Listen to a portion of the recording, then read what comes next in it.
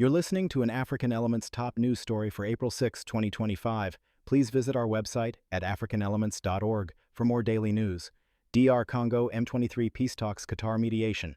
Updates 2025. Hope flickers in the Eastern Democratic Republic of Congo. After years of devastating conflict, representatives from the DR Congo government and the M23 rebel group are finally sitting down for direct peace talks. These crucial negotiations, happening far away in Qatar, mark a significant shift. They represent the first face-to-face dialogue since the M23 rebels seized major cities, causing immense suffering for our brothers and sisters in the region. For too long, the mineral wealth of the Congo, resources vital to the phones in our pockets and computers we use, has fueled violence instead of prosperity. Now, under Qatar's mediation, there's a chance, however fragile, to chart a new course. The stakes couldn't be higher. The M23's recent rapid advances through North and South Kivu provinces have left a trail of destruction. Early 2025 saw the fall of Goma and Bukavu, strategic cities now under rebel control. This offensive has tragically cost nearly 3,000 lives and forced hundreds of thousands of people from their homes, adding to the millions already displaced by decades of conflict in the region.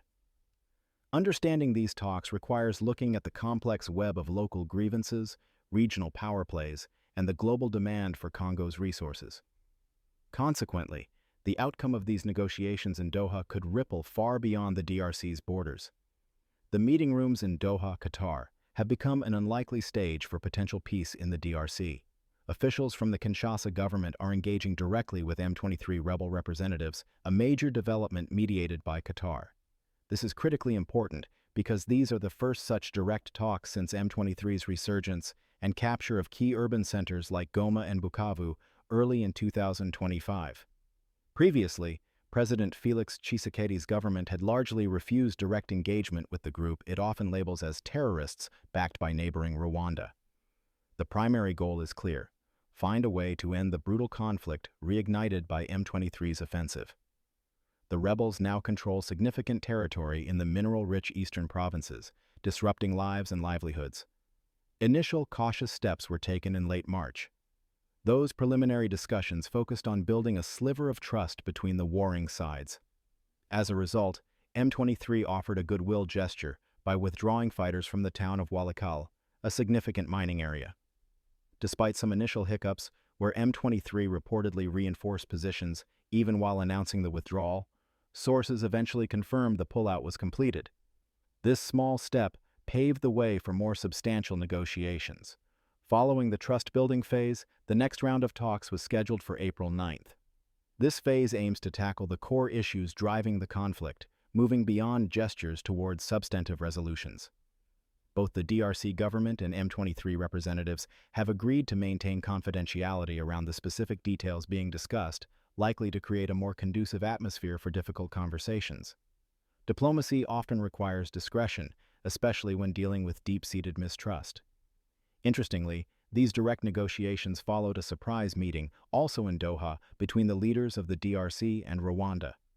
The relationship between Kinshasa and Kigali is central to the conflict, with the DRC long accusing Rwanda of backing M23, a charge Rwanda denies.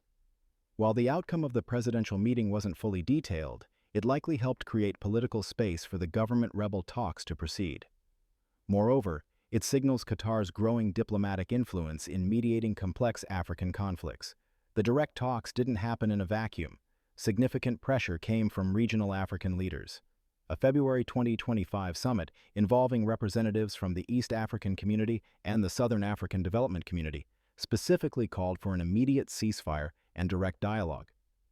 This marked a coordinated push urging President Tshisekedi to abandon his prior stance against negotiating directly with M23. This regional pressure also involved demands for concrete actions on the ground.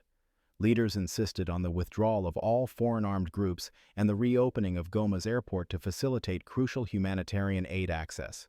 Meanwhile, the rebels, under the umbrella of the Congo River Alliance, framed their fight not merely as an ethnic or regional issue, but as a national struggle against what they term the appalling danger posed by Tshisekedi's governance to all Congolese citizens, emphasizing their movement's inclusivity across ethnic lines. Therefore, the diplomatic push from neighboring countries played a vital role in bringing the parties to the table in Qatar. The shadow of regional rivalries looms large over the conflict, particularly the complex relationship between the DRC and Rwanda. Kinshasa has persistently accused Kigali of providing military support, weapons, and even troops to the M23 rebels. This accusation, echoed by UN experts and some Western nations, points to Rwanda's alleged interest in controlling parts of the mineral-rich eastern DRC. Rwanda consistently denies these allegations. The Kigali government frames its actions as necessary self-defense against various militia groups operating in eastern DRC, some of which include remnants of forces responsible for the 1994 Rwandan genocide and remain hostile to the current Rwandan leadership. Regional analysts suggest M23's resurgence and battlefield successes are likely due to a combination of factors. These include potential external support, alliances with other armed groups within the DRC, and tapping into genuine local grievances related to governance, security, and representation for certain communities in the East. Subsequently, untangling these dynamics is crucial for any lasting peace. Beneath the political and military maneuvering lies the curse of abundance. The eastern DRC holds globally significant deposits of minerals crucial for modern technology: lithium and cobalt for batteries, tin for electronics, copper, and more. Control over these resources provides funding for armed groups and creates powerful vested interests, both local and international, in maintaining instability. Decades of rebellions have been financed by exploiting this wealth, often at the expense of the Congolese people whose land it is. Thus, any sustainable peace deal must address the management and equitable sharing of these mineral resources. The human toll of this latest chapter of violence is staggering. United Nations estimates indicate that M23's offensive has resulted in over 3,000 deaths. Furthermore, hundreds of thousands of people have been forced to flee their homes, many joining the ranks of the millions already internally displaced within the DRC due to protracted conflict. The M23's push reportedly extended towards areas 1,600 kilometers from Goma, potentially threatening wider destabilization. This mass displacement creates enormous humanitarian needs for shelter, food, water, and medical care in areas already struggling with limited resources. The conflict also has severe economic consequences.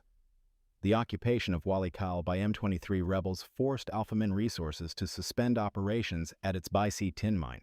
This is significant because Baisi is considered the world's third-largest tin mine, crucial for global supply chains.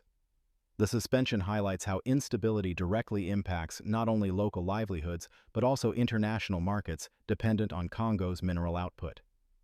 Ultimately, the violence disrupts farming, trade, and investment, further impoverishing a population already facing immense hardship. The peace talks in Qatar offer a glimmer of hope amidst immense suffering.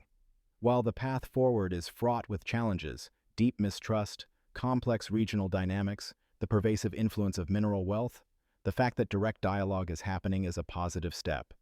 For the people of Eastern Congo, particularly our brothers and sisters caught in the crossfire, the success of these negotiations is a matter of life and death. Likewise, achieving stability is essential not only for the DRC, but for the entire Great Lakes region. The world watches, hoping that this time, peace can finally take root. Copyright: African Elements.